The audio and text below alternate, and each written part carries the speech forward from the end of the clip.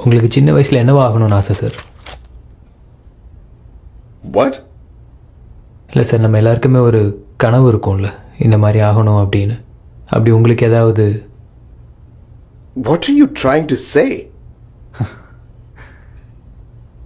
எனக்கு சின்ன வயசுல இருந்தே ஆக்டர் ஆகணும் தான் சார் ஆசை. 6 வயசுலேருந்தே. இங்கே இன்ஜினியரிங் படித்த நிறைய பேருக்கு அதை ஏன் படித்தோன்னே தெரியாதுல்ல சார். எனக்கும் அந்த மாதிரி தான்.